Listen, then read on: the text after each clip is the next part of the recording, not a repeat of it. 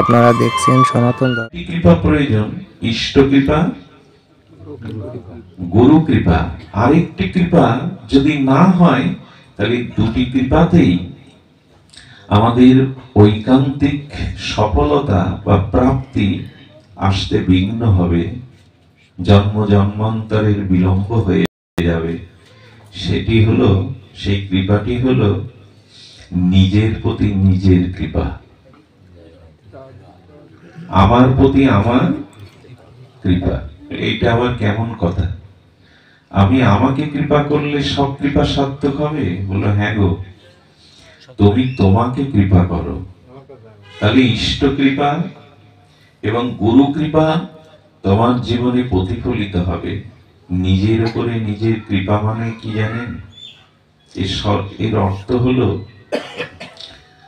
অর্থ হলো যে ইষ্ট সাধ্য সাধন বস্তু পেয়েছি, যে গুরু জ্ঞান পেয়েছি, মন্ত্র পেয়েছি, এখন নিজের প্রতি নিজে কৃপা মানে আমি এগুলি নিষ্কপটে শ্রদ্ধালু নিষ্ঠার সহিত গ্রহণ করে আমি ভগবত চরণে প্রেম ভক্তি চাই কিনা, আমি চাই কিনা। বড় কিছু চান, সেই বড় কিছু কি জানেন?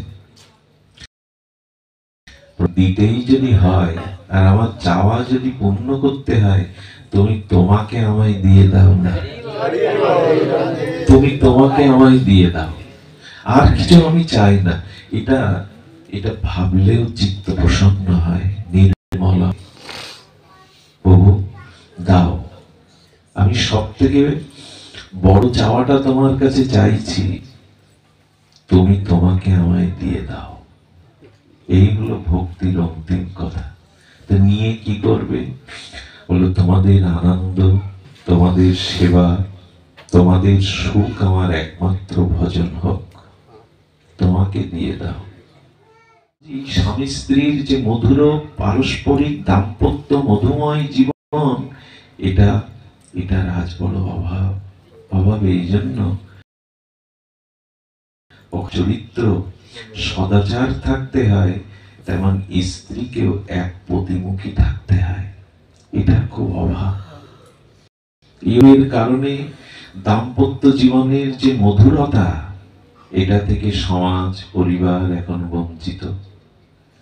বিশ্বাস করুন, যা গ্রহণ করা হয়েছে তাকে নিয়ে যদি ভজনে একসাথে চলতে পারে, সদাচার পাতিব্রতা ধর্ম যদি বজায় রাখতে পারে, তো ওই ঘরের মধ্যেই, ওই দাম্পত্য জীবনের মধ্যে যে অনাবিল প্রীতি প্রশস্তি আছে, সেটা পৃথিবীর কোথাও পাওয়া যাবে না।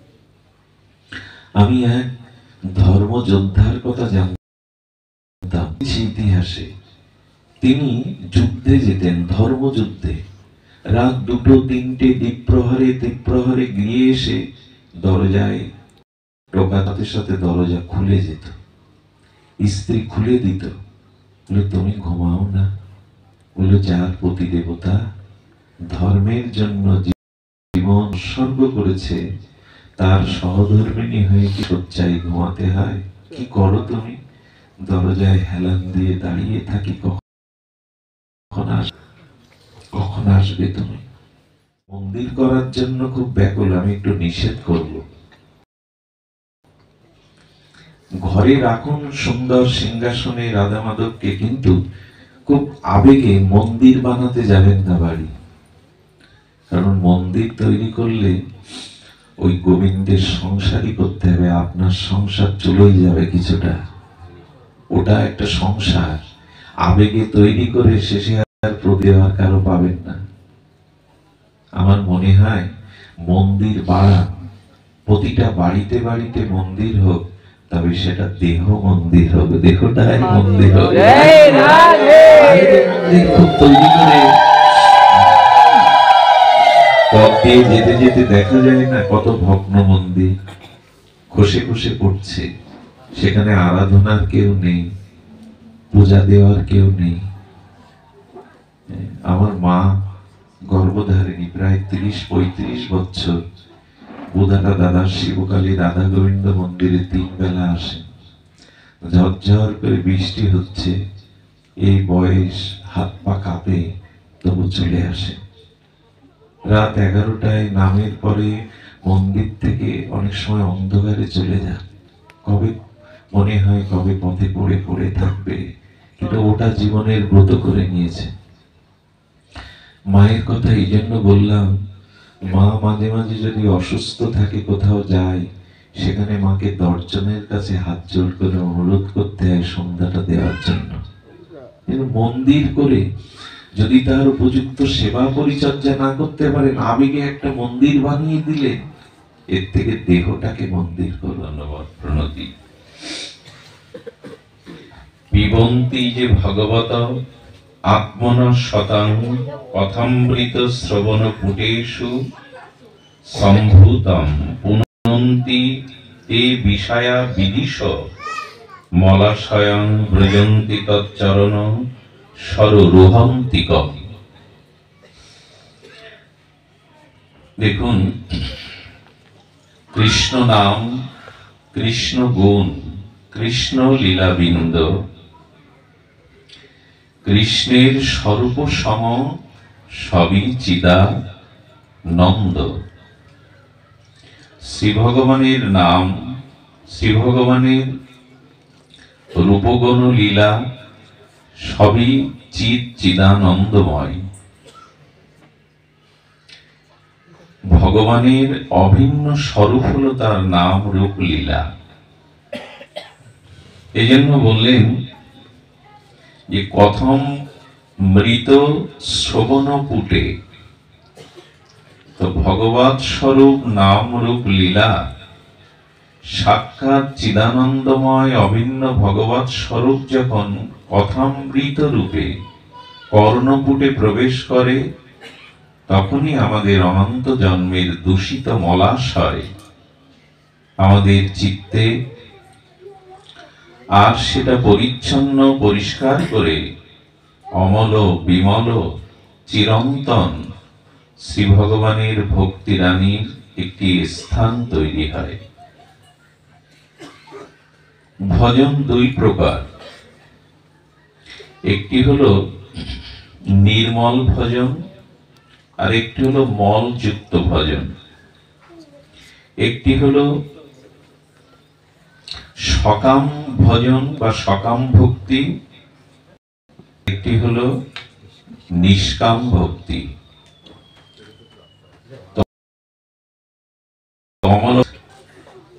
আমাদের প্রথমেই সতর্ক করেছেন যে ধর্ম বর্জিত কইতব অত্র পরং নির্মৎ শরণং শতং। নির্মৎসর অর্থাৎ চাওয়া পাওয়া বা কামনা বাসনা যুক্ত মলযুক্ত হৃদয়ে প্রেম ভক্তি আর ভগবত প্রীতি ভক্তি, ব্রজ ভক্তি তুমি পাবে না। এই জন্য ভগবানের নাম, রূপ ও গুণ, এই চিন্ময় অভিন্ন ভগবৎ স্বরূপ শ্রবণ কীর্তনাঙ্গ ভজনে কোনো চাওয়া পাওয়া নিয়ে এসো না। বৃন্দাবনের এক রসিক ভক্ত বললেন, আমি তোমার সামনে যখন শুদ্ধ ভক্তির জন্য ক্রন্দন করি, আমার ক্রন্দন দেখে যদি তোমার আনন্দ হয়, আমি সারা জীবন কেন প্রতি জন্মে কাঁদবো যাতে তুমি আনন্দ পাও। আমার ক্রন্দন দেখে হে ঠাকুরানী, হে প্রেমময়ী, তোমার যদি চিত্তে আনন্দ হয়, তবে আজ থেকে আমি জন্ম জন্মান্তরে তোমার জন্য প্রেমাশ্রু বর্ষণ করে কাঁদবো, তুমি যদি সুখী হও। এই জন্য আমরা যারা এই শুদ্ধ ভক্তি অঙ্গ যাজন করি, একটু শ্রবণ কীর্তন সাধু সঙ্গ শ্রী গুরু পদ আশ্রয় কৃষ্ণ নামাদি আশ্রয় করেছি, প্রথমে আমরা যেন এই সংকল্প নেই তোমার কাছে, কারো কাছে ইহকাল পরকাল কিছুই চাই না। যদি চাইতেই হয় তবে তোমার সুখ বাসনা, তোমার সুখ অভিলাষ যেন আমার চিত্তে জেগে থাকে। এই হলো শুদ্ধাভক্তি প্রাপ্তির মার্গ দিগদর্শন। গোস্বামীগণ এই জন্য অন্য অবলিষিতা শূন্যং জ্ঞানাকর্ম অনাবৃতং আনুকূল্যেন কৃষ্ণ অনুশীলনাং ভক্তির উত্তমা বলে জানিয়েছেন। অন্য অভিলাষ শূন্য হও, অন্য কিছু চাওয়া পাওয়া রেখো না, ঠকতে হবে, ঠকে যাবে, অন্য কেউ ঠকাবে। চাওয়া পাওয়া না রেখে নির্মল নিষ্কিঞ্চন আর ভজন করো।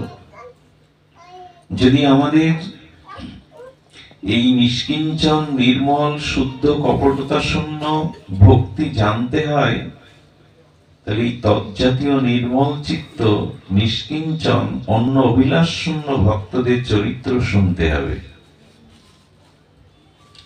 ভক্ত চরিত্রে তারা তাদের ভজন মহিমার দ্বারা এরূপ জানিয়েছেন, চাওয়া পাওয়া নিয়ে তার সামনে এসো না।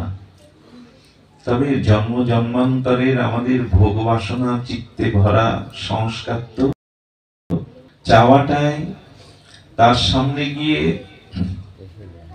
হস্ত প্রসারিত করে নিজের সসুখ বাসনা ইহকাল পরকালের পুত্র কুটুম্ব সজ্জনাদির সুখ স্বাচ্ছন্দ্য চাওয়ার অনেক জন্মের অভ্যাস। এই জন্য নিষ্কিঞ্চন নিষ্কপট হতে পারেনি। তো নিষ্কিঞ্চন নিষ্কপট হওয়ার জন্য ভক্ত চরিত্রই আমাদের সামনে একমাত্র আলো, দিশারি, পথ প্রদর্শক তারা। তবে শুনুন, তেমনি এক অনন্য নিষ্কাম নিষ্কিঞ্চন আর ভগবত প্রীতিময় ভক্ত চরিত্র, এটি ছিল অযোধ্যাতে। এবং ইনি বানাদাসজি নামে খ্যাত। বর্তমান চরিত্রে শ্রী বানাদাসজি একটা বিরল চরিত্র। চরিত্র এই জন্য বলছি, শিশুকাল থেকে ত্যাগ বৈরাগ্যের মূর্তি তিনি। ভজন শ্রী রাম নামে মতমত্ত থাকেন সর্বদা। অন্তর্মনা নিষ্কিঞ্চন ত্যাগ বৈরাগ্যের মূর্তিমন্ত বিগ্রহ। কিন্তু সারাটি জীবন স্বপ্নেও তার প্রিয় ইষ্টের কাছে কোনো কিছু চাননি। একটা কথা এই পরিসরে আমরা দুপুরে আস্বাদন করছিলাম যে অতি বড় ভগবত মহৎ কৃপা, অতি বড় করুণার দ্বারা এই সুদুর্লভ মনুষ্য জন্ম সুলভ। এবং এটি পাওয়ার পরে তিনটি কৃপা আমাদের উপরে এসেছে, অনেকের এসেছে, সকলের না। এক, আমরা ইষ্ট পেয়েছি, আস্বাদ্য ইষ্ট পেয়েছি। শ্রী গোবিন্দকে, শ্রী রাধা রানীকে, নিতাই গৌরকে ইষ্ট রূপে পেয়েছি, এক পরম ভাগ্য। হরিনাম ইষ্ট ভগবত ভজনের যে প্রজ্ঞা, যে অপরোক্ষ অনুভূতির জ্ঞান, সেটা গুরুদেবের দ্বারা আশীর্বাদে মন্ত্রে শাস্ত্রের দ্বারা লাভ করছি। এটি কম ভাগ্য নয়। শ্রীগুরুর মন্ত্র সাধনের দ্বারা, তার অহৈতুকী করুণা কৃপাদির দ্বারা তিনি জ্ঞান দৃষ্টি উন্মিলন করে শাস্ত্রের জ্ঞান, ভাগবত মহিমাদি বিশুদ্ধ অখণ্ড জ্ঞান গুরুদেব দান করলেন। কটা কৃপা হলো? ইষ্ট কৃপা, গুরু কৃপা। আর গুরু কৃপা মানে সমস্ত নিখিল শাস্ত্রের কৃপা। কিন্তু আরেকটি কৃপা না হওয়াতে আমাদের সবকিছুই বিনষ্ট হতে চলেছে। তিনটি কৃপা প্রয়োজন: ইষ্ট কৃপা, গুরু কৃপা। আরেকটি কৃপা যদি না হয়, তাহলে দুটি কৃপাতেই আমাদের ঐকান্তিক সফলতা বা প্রাপ্তি আসতে বিঘ্ন হবে, জন্ম জন্মান্তরের বিলম্ব হয়ে যাবে। সেটি হলো, সেই কৃপাটি হলো নিজের প্রতি নিজের কৃপা, আমার প্রতি আমার কৃপা। এইটা আবার কেমন কথা? আমি আমাকে কৃপা করলে সব কৃপা সার্থক হবে? বলো হ্যাঁ গো, তুমি তোমাকে কৃপা করো। তাহলে ইষ্ট কৃপা, এবং গুরু কৃপা তোমার জীবনে প্রতিফলিত হবে।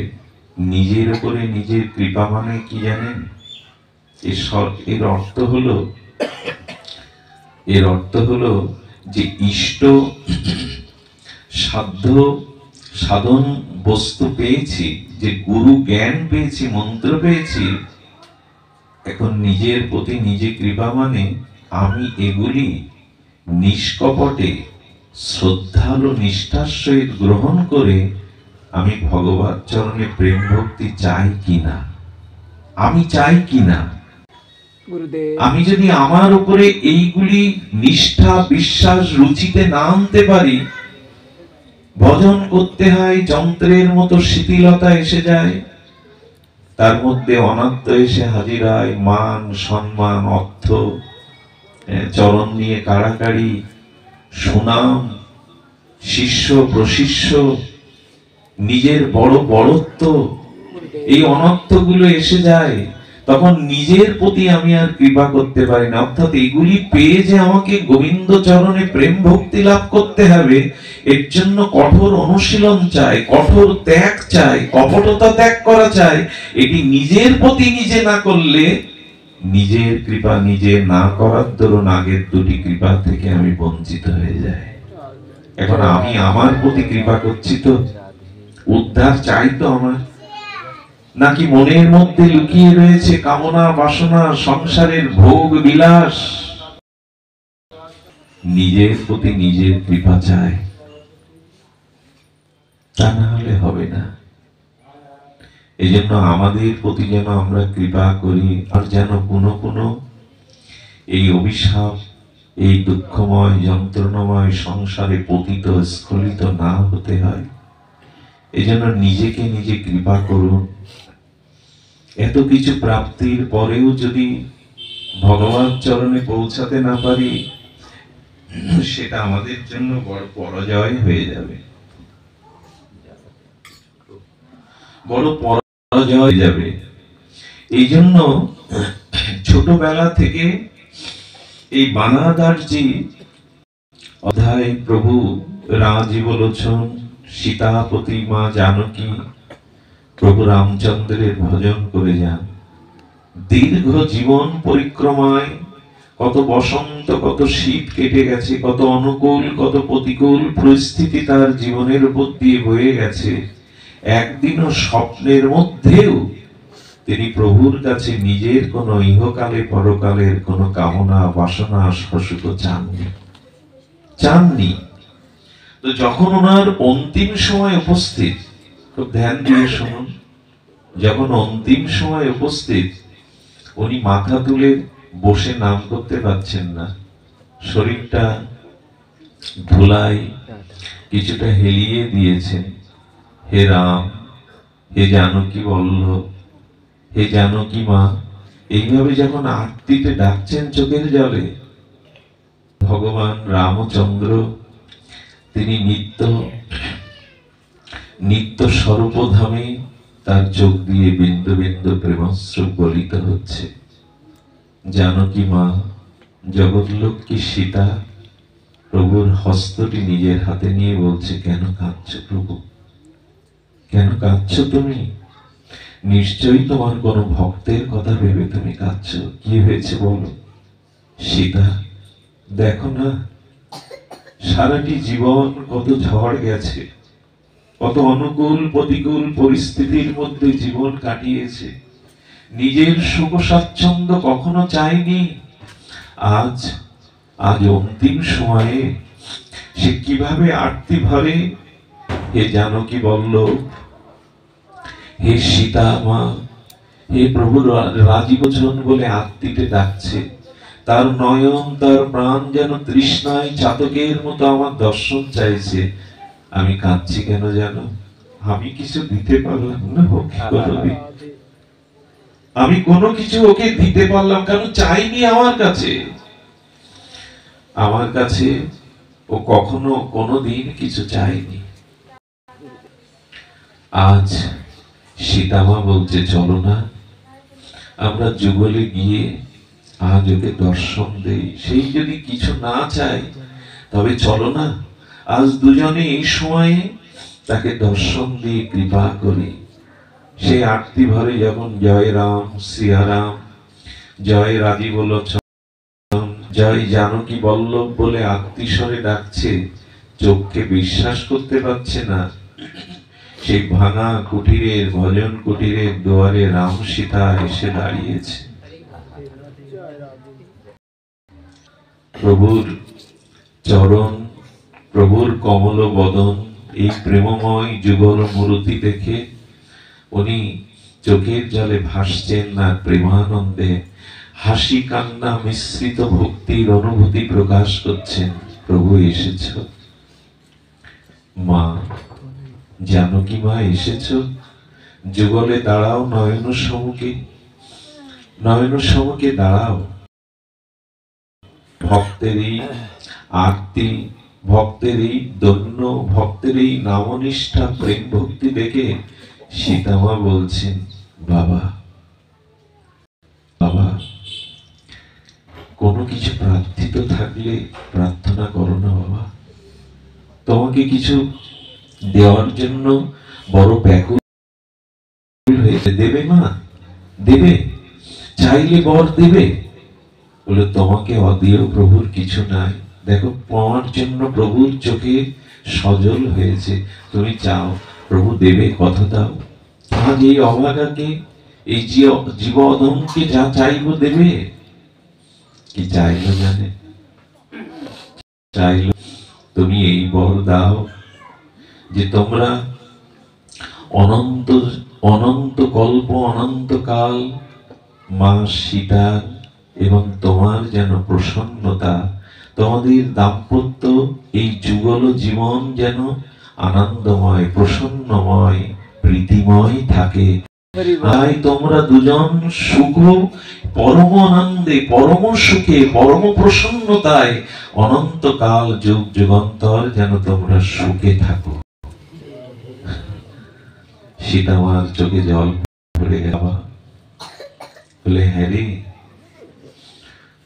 প্রভুকে দেখলে, প্রসন্ন দেখলে আর কিছু চাওয়া থাকে? একটা জিনিস বলি, ভগবানের কাছে অল্প চাইবেন কেন? নিজেকে ঠকাবেন কেন?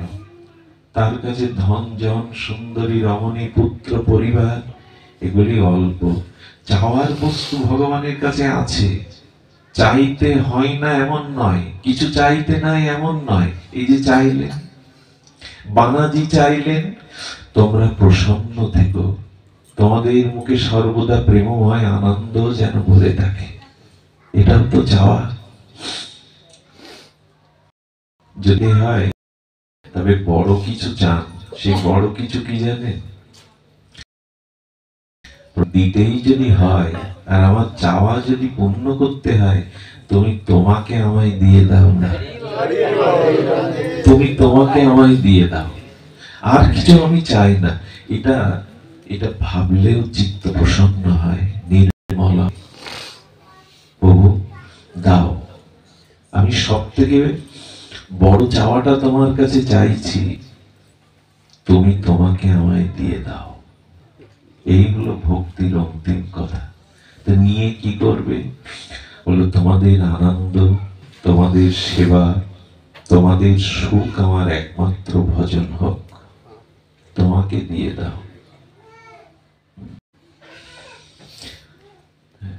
আমাদের একজন শিল্পীর একটা গান খুব ভালো লাগতো আমার। প্রথমত আমি তোমাকে চাই, দ্বিতীয়ত আমি তোমাকে চাই, তৃতীয়ত আমি তোমাকে চাই। এই তোমাকে চাই চাই বলতে বলতে বলবেন, হ্যাঁ, শেষ পর্যন্ত আমি তোমাকে চাই। তোমাকে চাই, যশ খ্যাতি, পূজা মান দেবত্ব এটি চাই না, তুমি আমার হও। এটি হলো ভক্তির পরম উৎকর্ষতার মন্ত্র। তোমাকে দিয়ে দাও। এই জন্য শুদ্ধা ভক্তির যাজনে, শুদ্ধা ভক্তির ক্রম আমরা যারা সদ্গুরু কৃপায়, মহাদেব কৃপায় শতাং সঙ্গে প্রসঙ্গে পেয়েছি, তাদের ইচ্ছাটা যেন এমন হয়, শেষ পর্যন্ত আমি তোমাকে চাই, আর কিছু নয়। তো এই জন্য ভক্ত চরিত্র আমাদের এই পথ নির্দেশিকা। ভক্ত চরিত্র এটি জানিয়ে দিয়ে যায়। কি বলবো আপনাদের, ভক্ত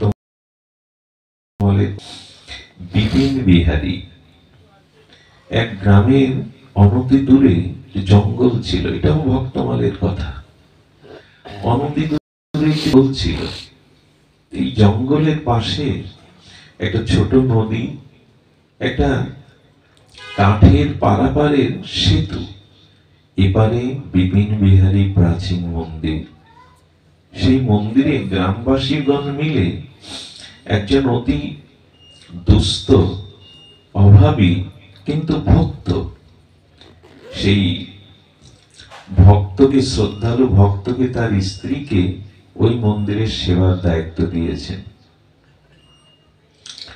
সুকলতা স্ত্রীর নাম। আর এই যে পূজারী, ইনি বিপিন বিহারীর প্রাণ ঢালা সেবা করেন।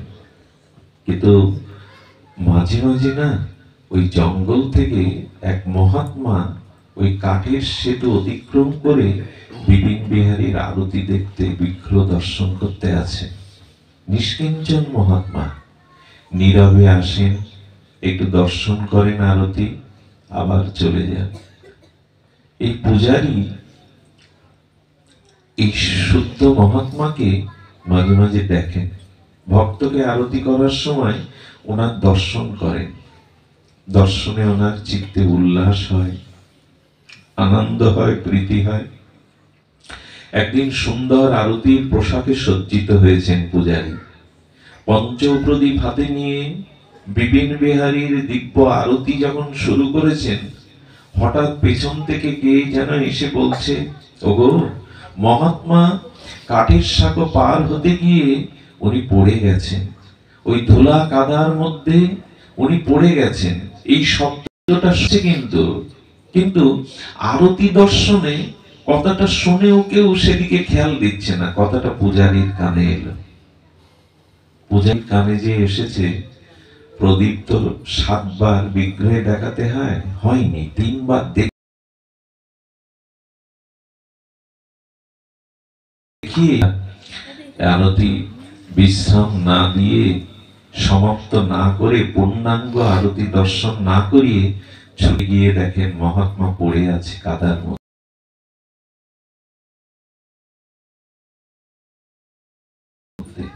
বুকে টেনে নিলে কি হলো?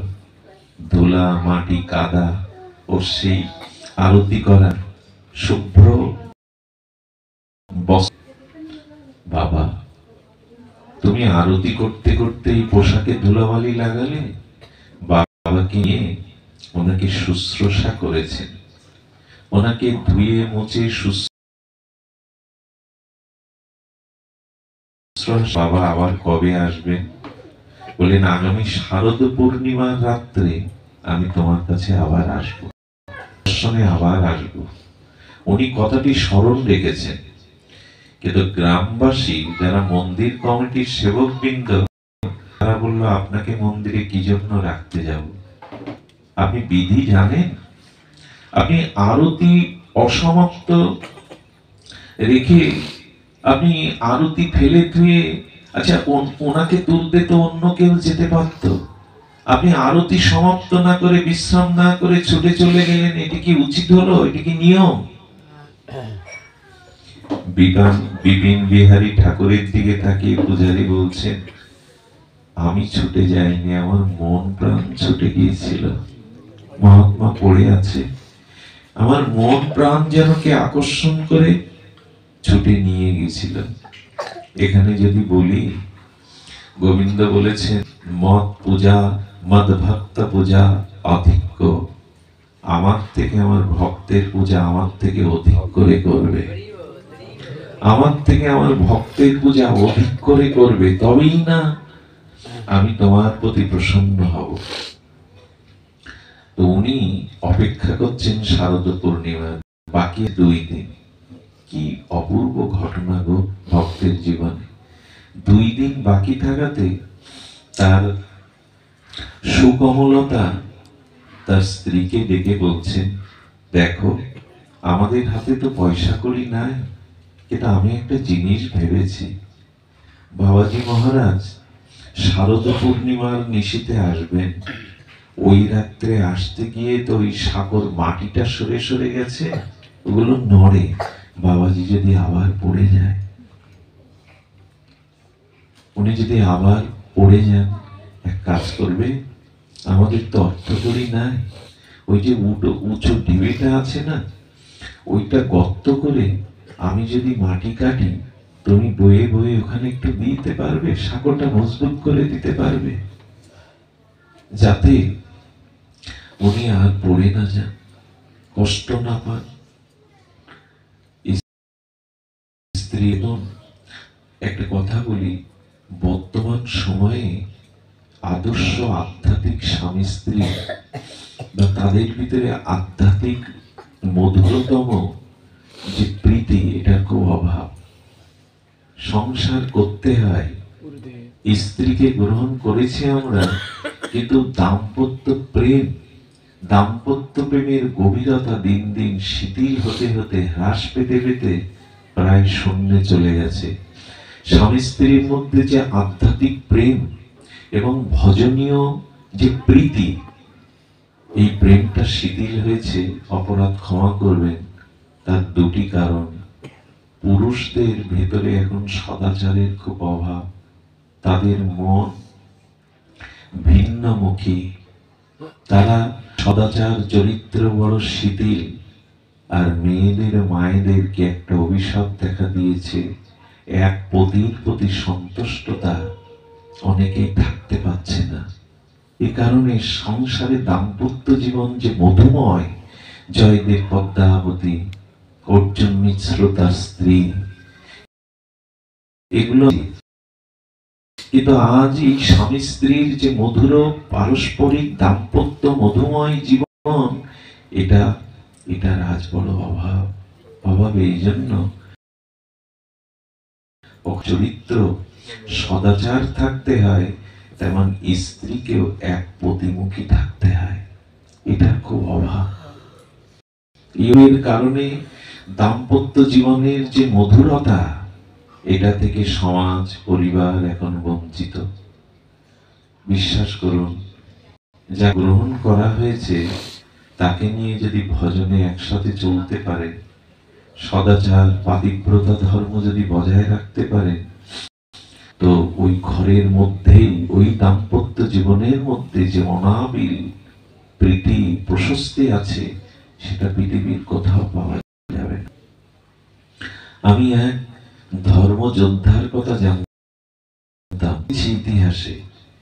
তিনি যুদ্ধে যেতেন, ধর্মযুদ্ধে, রাত 2-3টে দ্বীপ্রহরে গিয়ে এসে দরজায় টোকাতের সাথে দরজা খুলে যেত, স্ত্রী খুলে দিত, বলে তুমি ঘুমাও না, বলে যার প্রতি দেবতা ধর্মের জন্য জীবন উৎসর্গ করেছে, তার সহধর্মিণী হয়ে কি শয্যায় ঘুমাতে হয়? কি করো তুমি? দরজায় হেলান দিয়ে দাঁড়িয়ে থাকি, কখন আসবে তুমি? জয়দেব পদ্মাবতীর কথা শুনেছেন। এই জয়দেব পদ্মাবতী, এমন তাদের মধ্যে প্রীতি ছিল, পদ্মাবতীর মধ্যে দেখতে দেখতে এই যুগল প্রীতির মধ্যে তারা যুগল ভজনের জন্য গীত গোবিন্দ লিখতে পেরেছেন। পদ্মাবতী পাশে না থাকলে জয়দেব গীত গোবিন্দ লিখতে পারতেন না। এদের একটা নিয়ম ছিল, এদের প্রীতি প্রেম যুগলকে মাঝখানে রেখে রাধা মাধবের অপ্রাকৃত যে নিকুঞ্জ প্রেম, সেই প্রেমকে মাঝখানে রেখে এদের মধ্যে এমন সম্পর্ক হয়ে গিয়েছিল, প্রতিজ্ঞা করেছিল কেউ কারো মৃত্যু সংবাদ যদি কানে শোনে, সেই মুহূর্তে সেও দেহ ত্যাগ করবে। যার মৃত্যু সংবাদ যে কানে শুনবে, আরেকজন দেহ ত্যাগ করবে।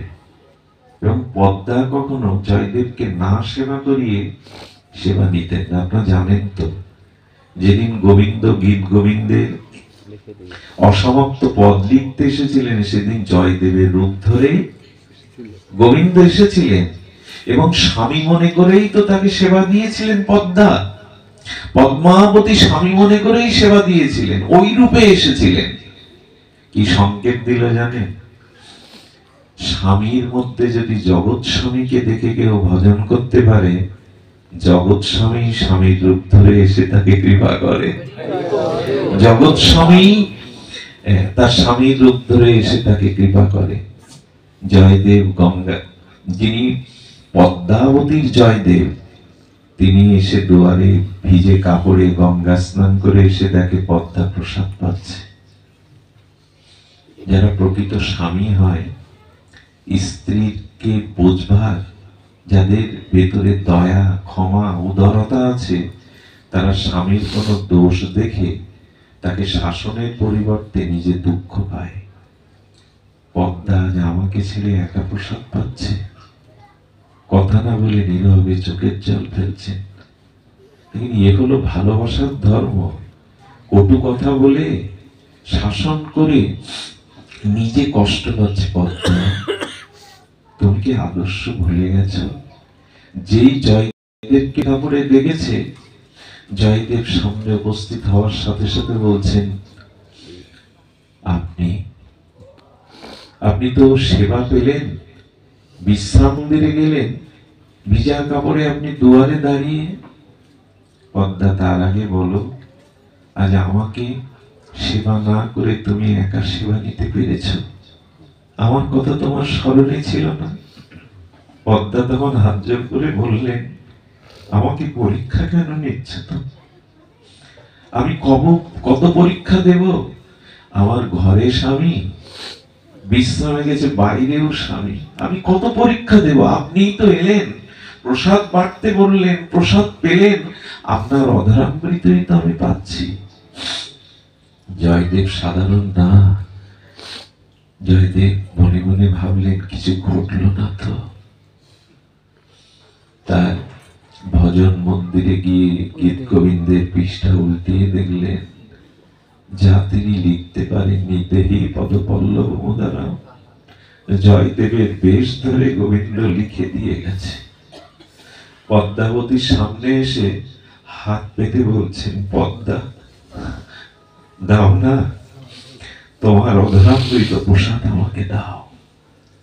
পদ্মা, সারাটি জীবন আমি প্রাণনাথ গোবিন্দকে ডেকেছি, আজ নিজে হাতে তাকে সেবা দিয়েছ, প্রতিরূপে তাকে সেবা দিয়ে তার প্রসাদ পেয়েছ, দাও পদ্মা, আমাকে তোমার প্রসাদ দাও। জয়দেব হাত পেতেছে। পদ্মাবতী বুঝতে পারলেন ঘটনা এটাই, প্রভুর রূপে এসেছিলেন তিনি।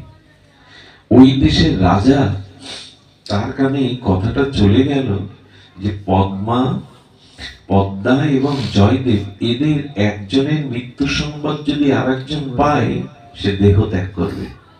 দাম্পত্য জীবনের এই আদর্শ আজ বড় দুর্লভ হয়ে গেছে। মাঝখানে না সিমেন্ট দিতে হয়, তাহলে ইটের পরে ইটটা শক্ত হয়ে দাঁড়ায়। যদি সতী নারী পতি ভিন্ন অন্য পুরুষের চিন্তা স্বপ্নেও না করে, আর পতি যদি তাকে যদি জগদ্ধাত্রীর অংশ মনে করে, তাকে ভোগের বস্তু না মনে করে সদাচার সম্পন্ন হয়, তবে সেই দাম্পত্য লক্ষ্মী নারায়ণ, রাম সীতা, রাধা মাধব আশীর্বাদ করতে থাকেন। খুব বেশি নষ্ট হয়ে গেছে, এটি খুব নষ্ট হয়ে গেছে। এই প্রতিটা সংসারে বাড়ি গাড়ি আছে, ঘরে গেলে মনে হয় কতটা সাজানো, কিন্তু সেখানে তাদের সেই মধুরতা, সেই প্রীতি ধর্ম, এটা নষ্ট হয়ে গেছে। ফিরে আসুন। তো রাজা এটা পরীক্ষা করার জন্য,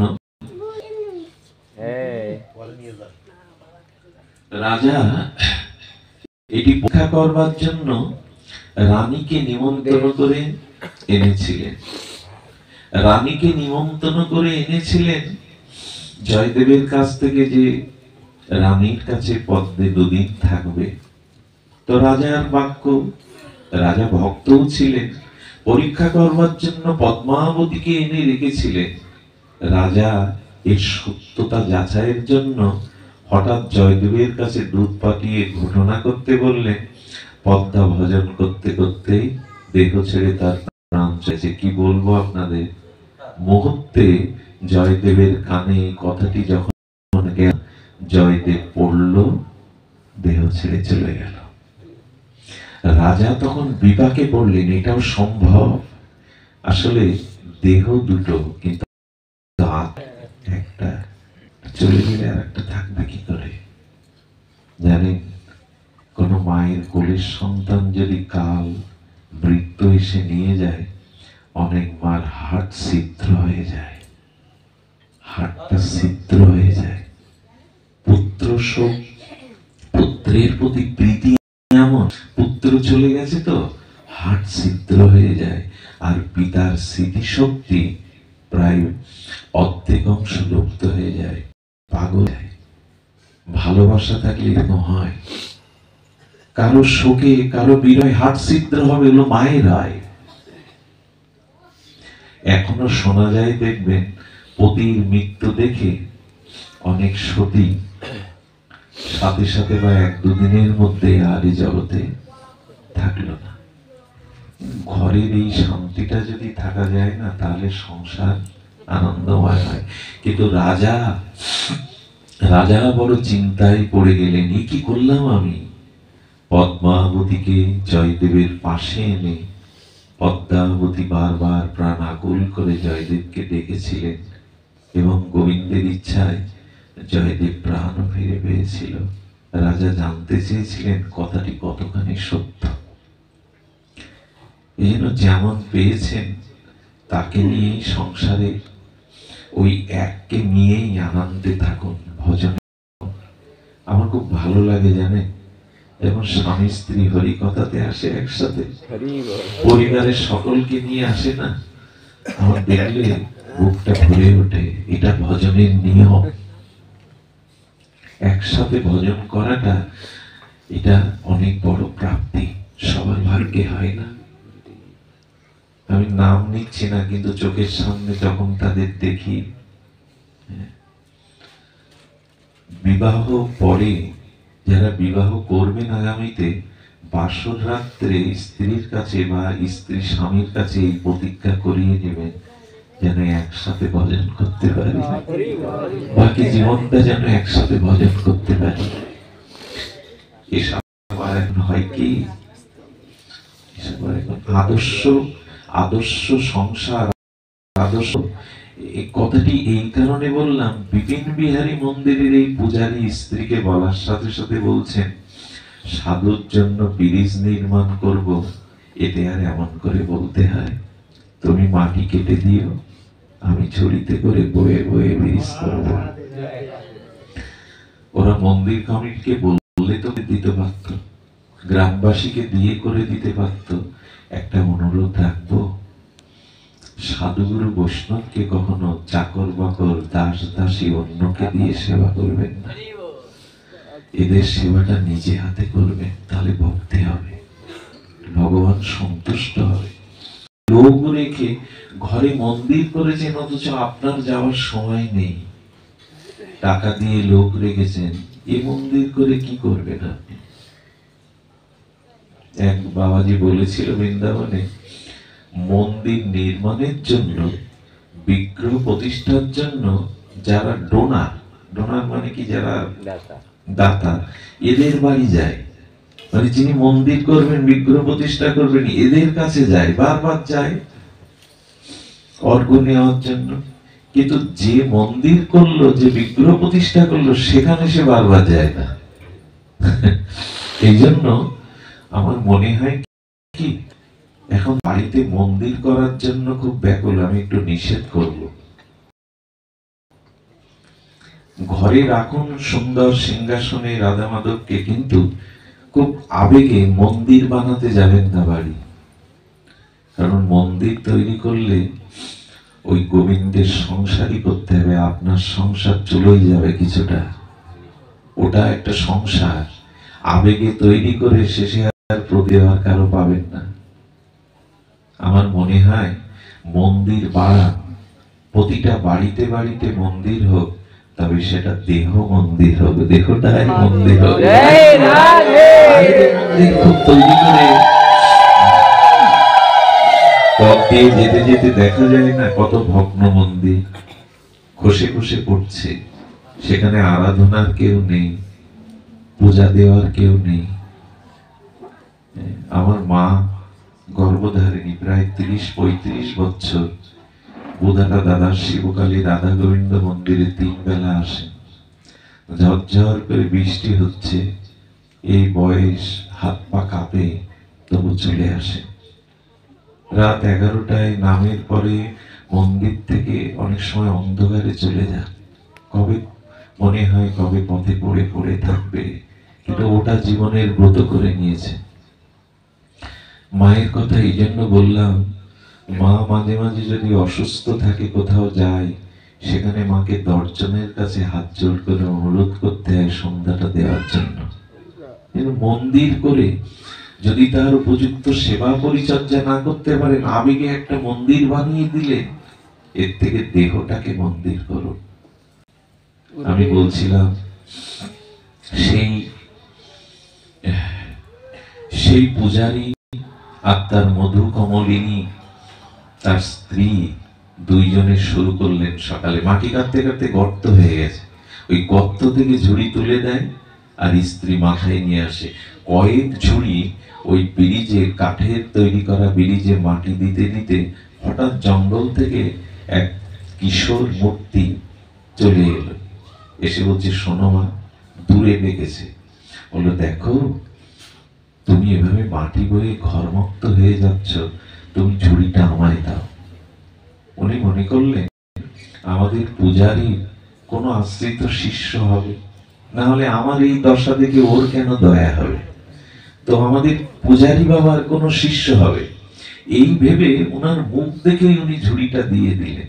গর্তের মধ্যে থেকে কাটছে আর উনি মনে করছেন আমার স্ত্রী মাটিটা নিচ্ছেন, উপরের দিকে তাকাচ্ছেন না। সারাদিন এইভাবে যখন বইয়ে, পরের দিনও বইছে, তখন পূজারীর মনে হয়েছে যে এত তাড়াতাড়ি মাটি ফেলে আবার ঝুড়ি আনছে কি করে, ও তো এত তাড়াতাড়ি ওখানে মাটিটা ফেলে আনতে পারে না।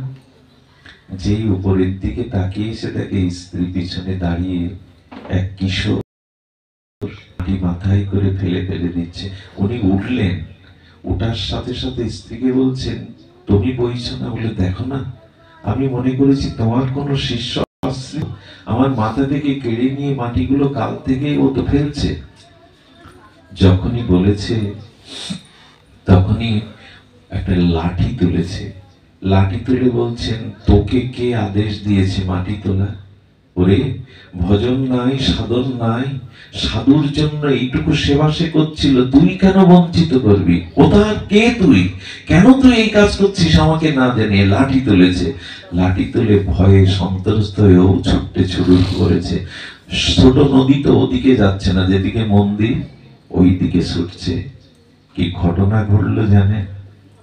দৌড়াতে দৌড়াতে এই কিশোর বিপিন বিহারী মন্দিরের মধ্যে গেল। উনি বললেন, ভালোই হয়েছে, মন্দির থেকে তো পালাতে পারবি না। লাঠিটা নিয়ে মন্দির গহ্বরে প্রবেশ করে দেখছে কিশোর মূর্তি আর নাই, কিশোর মূর্তি নাই, কিন্তু কি দেখলেন জানেন? তার বিপিন বিহারী বিগ্রহের গায়ে ধুলো কাদা লেগে আছে, ওখানে ধুলা পড়ে আছে, তার সমস্ত গায়ে ধুলো কাদা লেগে আছে, চরণের ধুলিগুলো মন্দিরে পড়েছে। বুঝতে বাকি রইল না কে মাটিটা বয়ে গেছে। মনে করি চোখের জল ফেলবো না, ডাক্তার নিষেধ করে, আপনার চোখের জ্যোতি কমে যাচ্ছে, এরপরে আপনাকে লেন্স পরাতে হবে। কিন্তু এই কথা শুনে কোনো পাষাণ হৃদয় কি আছে? বিগলিত হয় না? হৃদয়টাকে গলা, এইসব শ্রবণ করে নিজের আকাঙ্ক্ষা জাগা। আপনি চিন্তা করুন, স্বামী স্ত্রী মিলে সাধুর জন্য এই কাজ করতে গিয়ে ভগবান বললেন, বিপিন বিহারী বললেন, জানো, আমার ভক্ত সেবা করবার স্বাদ আমারও জাগে গো। তোমরা যার জন্য করছো সেই ভক্ত সেবার স্বাদ আমারও জাগে। তুমি মহাত্মাকে গতদিন সেই কাদা অবস্থায় এই সত্য পোশাকে আলিঙ্গন করেছো, সেবা করেছো, সেই দিন তোমার প্রতি আমার কৃপা দৃষ্টি গেছে, আমি তোমায় কৃপা করব বলে। কথাটা এই কারণে বলি, ভগবানের থেকে তার ভক্তকে বেশি ভালোবাসুন, গুরুত্ব দিন। ভগবান বিগলিত হয়ে যাবেন আপনার কাছে, ভগবান বিগলিত হয়ে যাবেন। এই জন্য অনুরোধ করি, ভক্তকে, শ্রী গুরুপাদ পদ্মকে, বৈষ্ণবকে সাধারণ জ্ঞানে দেখবেন না। তিনি হয়তো আমাদের কাছে সহজ হয়ে ধরা দিয়েছেন, কিন্তু এই জিনিসগুলো সহজ ভাবা ঠিক হবে না।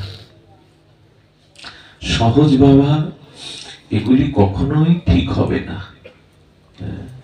সিদ্ধ রামদাস বাবাজি মহারাজ, প্রসিদ্ধ মহাত্মা, পরম রাঘবেন্দ্র সরকারের রামচন্দ্রের পরম ভক্ত সিদ্ধ রামদাস বাবাজি মহারাজ।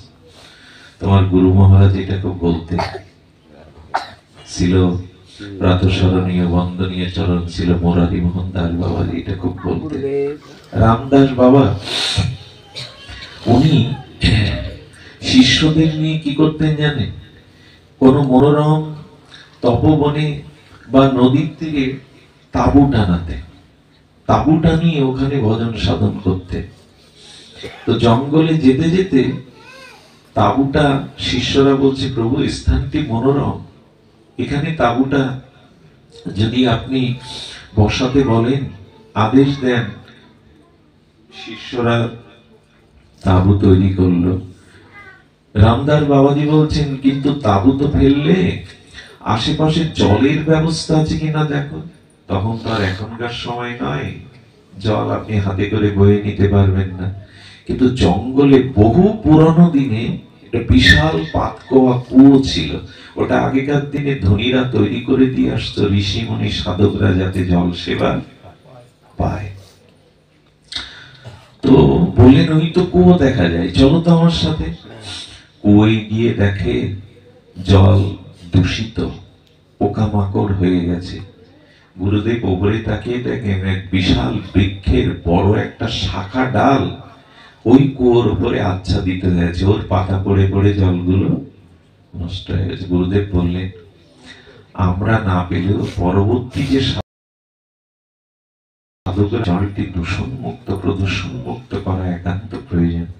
আচ্ছা, আমাদের কাছে যে অস্ত্র আছে, একটু আমানি করো না, কেটে দাও না। যে ডাল কেটে দেওয়ার জন্য সব উপরে কি দেখছি জানেন? ডালটা এমন পজিশনে আছে, ওই পাশে বসে ডালটা কাটতে হবে। আর যে কাটতে যাবে ওই বিশাল কুয়োর মধ্যে ডাল সহ পড়ে গিয়ে তার বাঁচবার সম্ভাবনা নেই। গুরুদেব তখন বললেন, তোমাদের মধ্যে কে সাহসী আছো? আস্তে আস্তে মুখ নিচে করে বলছেন গুরুদেব। গুরুদেব আর কিছু বলে না, অনেকেই মুখ নিচে করে আছে। দেখুন, গুরু বাক্য সদা মানে দৃঢ় বিশ্বাস, এটি সকলের হয় না। শিষ্যরা প্রাণের ভয়ে ডাল আমানি বা ডাল ছেদনের জন্য অসম্মতি জানাচ্ছেন, নীরবতা পালন করে। এক সরল কিশোর কথা কম বলে, খুব কথা কম বলে, গুরুদেবের দিকে যে হাত জোড় করছে, গুরুদেব কৃপা করুন, আমি ডালটা কাটবো। গুরুদেব আপাত মস্তক দেখে নিলেন, ও সরল, ওকে কেউ পাগল ভাবে, ও কথা বলে না, বোবা বলে, তুই করবি? গুরুদেব ওর হাতে ভার দিয়ে চলে এলেন তাঁবুতে, সবাই চলে এলেন। পিছনে ভাবছে, গুরুদেব ওকে ভাত দিল, একে তো সহজ সরল বোবা টাইপের, ও তো মরবে পড়ে। গুরুদেব জানেন এই কাজ, ভাত দিয়ে দিল। ও গুরুকে স্মরণ করতে করতে ডাল কাটতে কাটতে ডাল সহ কুয়োর মধ্যে পড়ে গেছে। শিষ্যদের অবস্থা দেখুন। কিছু কিছু শিষ্য বলছে, বাবা আপনি ওর মৃত্যুর কারণ, আপনি জেনে শুনে ওর মতো সরলকেই মৃত্যুর মুখে ঠেলে দিলেন। গুরুদেবকেই ভুল বুঝতে শুরু করলো। খবরদার, শ্রী গুরুদেবের সম্মুখে নিজের কোনো সিদ্ধান্ত যুক্তিবিদ্যা খাটাতে কখনো সাহস দেখাবেন না। আমরা এটা করি, গুরুদেবকেই পারলে উপদেশ দিয়ে দিই, প্রভু আপনি এই করুন তাই করুন। খবরদার, এখানে ওই রকম বিদ্যা যুক্তি খাটাতে এই করলে ভালো হতো, এই করলে হতো, এভাবে গুরুদেবকে কখনো কোনো উপদেশ দিতে যাবেন না। শ্রী গুরুদেব ধ্যানস্থ ছিলেন, বলে দেখো তো বেঁচে আছে কিনা। দড়ি নিয়ে যাওয়া হলো, তোলা হলো, কিন্তু যাকে তোলা হলো দেখছে মূর্ছিত, অর্থাৎ তিনি মূর্ছা গেছেন, কিন্তু চেহারা বদলে গেছে, মুখ উজ্জ্বল হয়ে উঠেছে, চোখ দিয়ে বিন্দু বিন্দু প্রেমাশ্রু পড়ছে। ওর গায়ে যখন হাত দিল তখন শ্রীগুরু শ্রীগুরু হরি হরি শব্দ, রাম রাম শব্দে ওর চেতনা ফিরে পেয়ে দৌড়ে এসে গুরুদেবের চরণ ধরে পড়েছে। কিরে কিরে আমার চরণ ধরে কাঁদছিস কেন, কি হয়েছে বল। গুরুদেব, আমার মতো অজ্ঞ, আমার মতো নরাধম কোটি কল্পকাল ভজন দ্বারা প্রভুকে পাবো এই আশা দুরাশা স্বপ্নেও কখনো করি না। প্রভু ডাল ভেঙে যখন পড়ছি তখন শ্রীগুরু শ্রীগুরু বলে স্মরণ করতে গিয়ে দেখলাম রামচন্দ্র সামনে এসে আমার হাত ধরেছে, প্রভুই আমার হাত ধরেছে, রঘুপতি রাজি বলেছেন আমার হাত ধরেছেন। হাত ধরার সাথে সাথে প্রভু দর্শনে আমি মূর্ছিত হয়ে পড়েছিলাম, আমি মূর্ছিত হয়ে পড়েছিলাম। প্রভু আপনার কৃপায় আজ আমি দর্শন পেলাম। কেন জানেন? এভাবে সেবা ভাবনা থাকতে হয়, নিজের নিজের যুক্তি বুদ্ধি বিচার আনতে নেই। এই জন্য আনুগত্যময় এই ভগবত আরাধনা আমাদের প্রয়োজন। আমি সময় নেব না, শুধু এই বলবো, ব্রজন্তি তৎচরণ সরোত্তম আত্মিকম। এই ব্রজভক্তি পাওয়া যায়। একটি কথা বলি, বড় বেশি ভবিষ্যৎ নিয়ে, নিজেদের অনিষ্ট ধ্বংস নিয়ে, কর্মফলের নিদারুণ অভিশাপ নিয়ে আজ আমরা খুব দুশ্চিন্ত। কথাটি কিন্তু সত্য। ভবিষ্যৎ কি হবে, আমার জীবন এভাবে অভিশপ্তময়, অনাগত ভবিষ্যৎ কি হবে, আমার কি কর্মফল আছে, এসব ভাবনা যতটুকু ভাবছেন ওই ভাবনাটুকু ভগবানের জন্য ভাবুন। তাহলে কি হবে জানেন? তাহলে কি হবে শুনুন। ভাবছ বসে চলবে কিসে, তুমি ভাববার কে, তোমার ভাবনা ভাবছেন যিনি, তুমি ভাবো তাকে। এর একটা প্রকৃষ্ট দৃষ্টান্ত আছে, আপনাদের খুব মনোরম হবে, খুব আস্বাদ্য হবে। এক জ্যোতিষী ছিলেন, মহা জ্যোতিষী, শুধু জ্যোতিষী নয়, মহা জ্যোতিষী। ভূত ভবিষ্যৎ একেবারে একেবারে দিবালোকের মতো সবাইকে বলে দিতে পারত। কিন্তু একদিন নিজের ভাগ্য গণনায় বসল। খুব মন দিয়ে শুনুন, ভজন করলে কি হয়। এই যে হরি, কৃষ্ণ গুণ, কৃষ্ণ লীলাবৃন্দ, কৃষ্ণের স্বরূপ সম সব চিদানন্দ। আর কি বলা হয়েছে জানেন? ভজন পরায়ণ হলে আমাদের সমস্ত অনিষ্ট অমঙ্গল দূরীভূত হয়। মঙ্গল ভবন অমঙ্গল হারি, ভগবানের নাম সাধু সঙ্গে হরি কথা শুনলে কি হয়?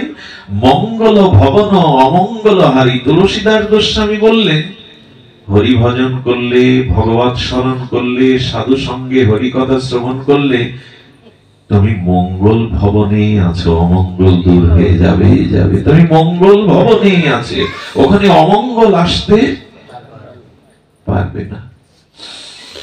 তো উনি নিজের ভবিষ্যৎ গণনা করলেন। রঘু সংহিতায় আছে, রঘু সংহিতায় আছে, কর্মফল প্রারব্ধ সহজে এড়ানো যায় না। উনি কি নিজের ভবিষ্যৎ গণনা করে কি বিচার করলেন দেখলেন জানেন? আগামীতে উনি রাজদণ্ড পেতে চলেছেন।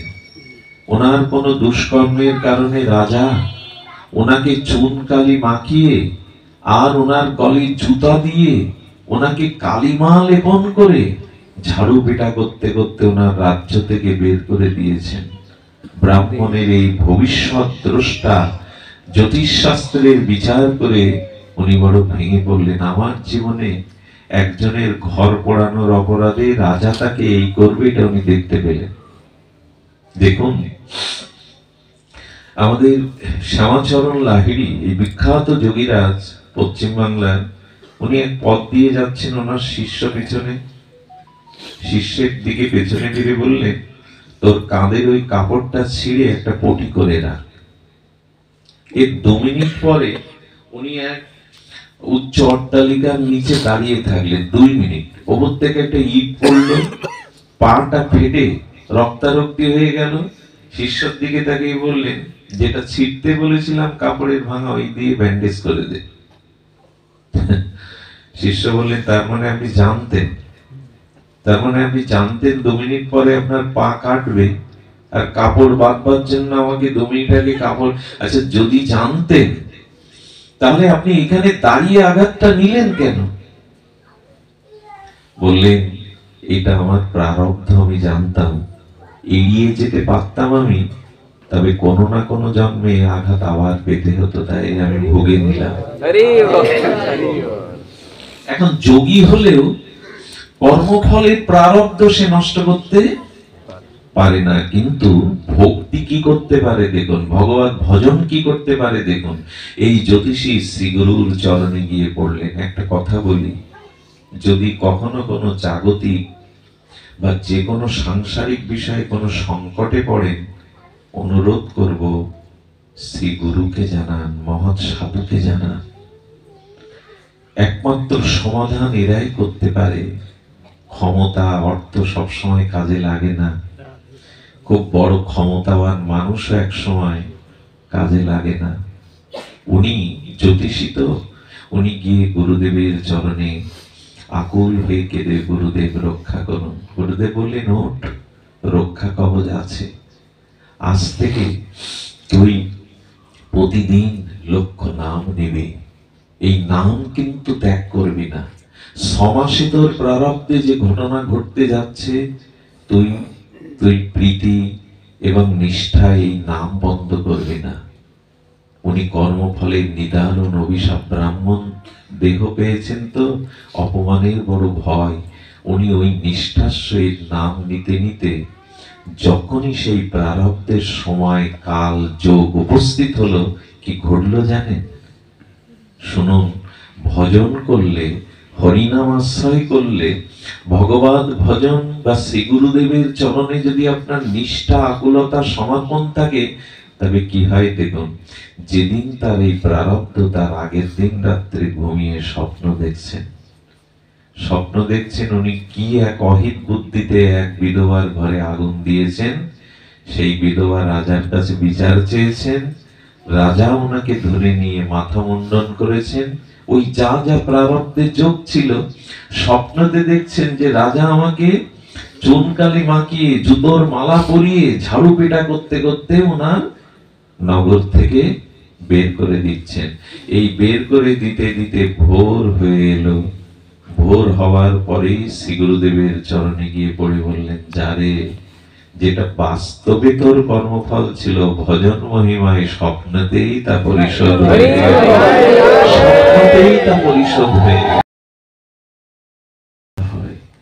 জীবনে অনেকবার দেখেছি, কত মৃত্যুর সম্মুখে পড়েছি। মাঝে মাঝে 180-90 কিলোমিটার যদি দূরে যায়, একবার একটা গাড়ি ধাক্কা লেগে এক সময় বাঁচে, গাড়িটা উল্টে যেতে গিয়ে আর একটা গাড়ি সামনে এসে তার গায়ে ধাক্কা লেগে দাঁড়িয়ে গেল। ড্রাইভার কাঁপছে আর বলছে, এ দৃশ্য আমার জীবনে কখনো ঘটেনি, একটা স্বপ্ন দেখছি। হয়, অনেক এরকম হয়। একবার মোটর সাইকেলে আমি 20 বছর পাঠ করেছি জানেন। একবার যেতে গিয়ে এক ড্রাইভার মারা যায়। আমার পেছনে যে থাকে সে পড়ে গিয়ে অজ্ঞান হয়ে যায়। আমি ছিলাম মাঝখানে। যে ড্রাইভার, একটা রডের গাড়ি এসে লাগে। পরের দিন খুলনাতে অপারেশনে সে মারা যায়। আমি দেখলাম, আমার সেদিন খুব এই জন্য ভাগবতের জন্য আমি না বলি না, দিন রাত এভাবে ছুটে চলে, ওই কারণে ওখানেই হয়তো শেষ যোগটা ছিল। আমি দাঁড়িয়ে পড়েছিলাম, জানি না কেন দাঁড়িয়ে। হঠাৎ চোখে পড়লো দুইজন দুই দিকে দূরে পড়ে গেছে। তাকে নার্সিংহোমে নিলাম, আর একজনকে উত্তমকে ডেকে মুখে জল দিয়ে সুস্থ করলাম। মনে হয় সেদিনে একটা যোগ ছিল। সাধুর সঙ্গে যেতে গিয়ে এই পরিস্থিতির থেকে মনে করি জীবনের সুস্থতা, নিজের আরাম আয়েশকে কখনো দেখি না এই জন্য যে বাকি সময়টুকু আয়ু হয়তো প্রচারের জন্যই গোবিন্দ রেখেছেন। এই জন্য ওই আয়টা হয়তো ওখানেই শেষ ছিল। এই জন্য আমার মনে হয় কিঞ্চিত যদি ভগবত চরণ আশ্রয় করে আমরা ভজন করতে পারি, প্রারব্ধ স্বপ্নের মধ্যেও খণ্ডন করে ভগবান। প্রারব্ধ আপনাকে ওভাবে শেষ করতে পারবে না। ভজনের এত মহিমা, তা শুন না, আর বিলম্ব কেন, আর দেরি কেন? জীবন তো সংকীর্ণ হয়ে আসছে, আয়ু তো ফুরিয়ে আসছে। প্রতিটা মানুষের কোথাও না কোথাও রোগ বাসা বেঁধে আছে। কখন যে দুঃসংবাদ, দুরারোগ্য ব্যাধির খবর কানে আসবে, ডাক্তার বলে দেবে আর হবে না, এই প্রস্তুতিটা নিয়ে নিন। আর কেন, এখনই নিয়ে নিন। সময় বড় সংক্ষিপ্ত হয়ে এসেছে। সময় আমাদের সামনে কারো নাই। বড় সংক্ষিপ্ত এই জীবন, রোগসংকুল মৃত্যুময় জীবন। ভাগবত বলেছে, যদি কখনো ভগবত ভজন করো, ধর্ম আচরণ করো, কিভাবে করলে ভগবান পাবে, কিভাবে করলে প্রেম ভক্তি পাবে? কিভাবে জানেন? জোম আমার চুলির মুঠি ধরে আছে, এই মুহূর্তে আমার শেষ সময়, এই অনুভবে ভজন করতে হয়। এটাই আমার শেষ সময়। জোম আমার চুলির মুঠি ধরে আছে, এটাই আমার অন্তিম সময়। এই অনুভব হৃদয়ে জাগিয়ে যদি ভজন করতে পারেন, ভজনে কৃপা হবে। যাই হোক, নিকুঞ্জদা কত দূরে দূরে চলে যান, কত রাত উনি অনেক দূরে চলে যান। আশ্চর্য দেয়, গোপালগঞ্জ মুকসেদপুরে চলে যান, তো উনি এইভাবে সঙ্গ করেন। উনি আমাদের কাছে, আপনাদের কাছে পরিচিত মুখ। উনি বাড়িতে এভাবে একটা মাঙ্গলিক ভাগবত অনুষ্ঠান যে আয়োজন করেন, ওনার পরিবার ওনাদের প্রতি আশীর্বাদ রাখবেন, এই ভগবত ভক্তিটুকু যেন আরো উত্তর উত্তর বৃদ্ধি পায়। আমি কৃতজ্ঞতা কি জানাবো, পাটকেল ঘাটা থেকে, কপিলমণি থেকে যারা দুপুরে এসেছিল এখনো বাড়ি যায়নি, মায়েরা সাথে আছে, তারা চিন্তা করেনি পথে শুভঙ্করের মতো ভক্ত সেই এসে এখনো রয়ে গেছে। নিচে বসে বসে ওরা পাঠ শোনে, কত অপূর্ব ওরা পাঠ কীর্তন সবই করে। তো এই যে আমি কিছু নাম নিলাম, এতে অপরাধ নেবেন না। প্রত্যেকের চরণ ধরে বলি, এই শীতের দিনেও যারা এভাবে ত্যাগ স্বীকার করছেন, এর মূল্য রাধারানী গোবিন্দ আপনাদের অবশ্যই দেবে। এ বৃথা যাবে না, কোনোদিন বৃথা যাবে না। আপনাদের মঙ্গল হোক, কল্যাণ হোক। অনুষ্ঠান বিশ্রাম অন্তে একটু প্রসাদ পেয়ে এদেরকে আশীর্বাদ করে যাবে। আগামীতেও যেন আপনাদের চরণ ধুলি তারা এমনি করে তাদের গৃহাঙ্গনে পায়, এই প্রার্থনা রেখে সবার মঙ্গল কামনা করে এখানেই হরি কথা বিশ্রাম। শ্রী গুরু